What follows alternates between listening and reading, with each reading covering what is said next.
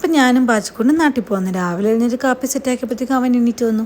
പിന്നെ അവനൊരു ബിസ്ക്കറ്റൊക്കെ കൊടുത്ത് കുളിപ്പിച്ചിരുത്തിയപ്പോഴാണ് മനസ്സിലായത് ഉച്ചയ്ക്ക് പോകേണ്ട ഫ്ലൈറ്റ് രാത്രിയിലേക്ക് മാറ്റി എന്നുള്ളത്. 8 മണിക്കൂർ ഡിലേ.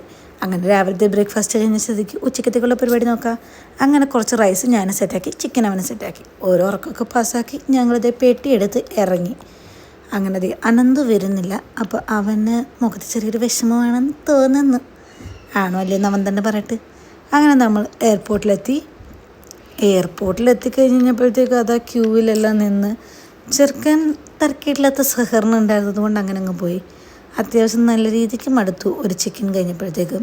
പിന്നെ ഗേറ്റിൻ്റെ അവിടെ എത്തിക്കഴിഞ്ഞപ്പോഴത്തേക്കും അവന് പാലെല്ലാം കൊടുത്തു. അവൻ കുറച്ച് നേരം കളിക്കുകയും കാര്യങ്ങളെല്ലാം ചെയ്ത് കഴിഞ്ഞപ്പോഴത്തേക്കും ഇച്ചിരി നേരം മടുക്കാൻ തുടങ്ങി തോന്നുന്നു. പിന്നെ ഫ്ലൈറ്റൊക്കെ ടേക്ക് ഓഫ് ചെയ്ത് കഴിഞ്ഞപ്പോഴത്തേക്കും ഫുഡ് വന്നു. ചിക്കൻ ബിരിയാണി ആയിരുന്നു കഴിക്കാൻ വേണ്ടി പറഞ്ഞതെന്ന്. അത്യാവശ്യം കുഴപ്പമില്ല. പിന്നെ പാച്ചു ഉറങ്ങുന്ന നേരം കൊണ്ട് പെട്ടെന്ന് ഞാനതെല്ലാം ഫിനിഷ് ചെയ്ത് അങ്ങോട്ട് കൃത്യം സൈഡാക്കിയതും പാച്ചു എണീറ്റ് ആദ്യമേ കുറച്ച് നേരം എന്തോ പേടിച്ചതുപോലെ കരച്ചിലൊക്കെ ഉണ്ടായിരുന്നു. പിന്നെ അവന് കളിയും കാര്യങ്ങളൊക്കെ ആയിരുന്നു. ഈ വിൻഡോ ഷീൽഡ് പൊക്കലും തക്കലും ആയിരുന്നു അവനെന്തോ ഒരു രസം കണ്ടുപിടിച്ചിരുന്നെന്ന് തോന്നുന്നു. അവനിത് തക്കാൻ മാത്രമേ അറിയുള്ളൂ, ഞാനിത് പൊക്കി കൊടുക്കുകയും വേണം.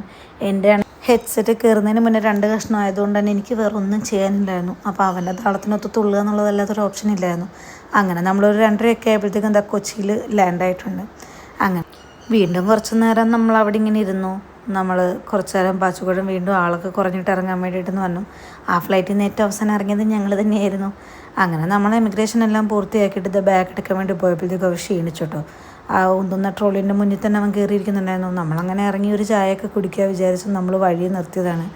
ഒരു കട്ടൻ ചായ കൂടിയൊക്കെ പാസ്സാക്കി. പിന്നെ അത് കഴിഞ്ഞപ്പോഴത്തേക്കും നമുക്ക് നല്ല രീതിക്ക് ഉറക്കം വരുന്നുണ്ടായിരുന്നു. കുറേ നേരം നമ്മൾ വഴി നിർത്തി കിടന്ന് ഉറങ്ങുകയൊക്കെ ചെയ്തിട്ടാണ് വീട്ടിലോട്ട് പോയത്.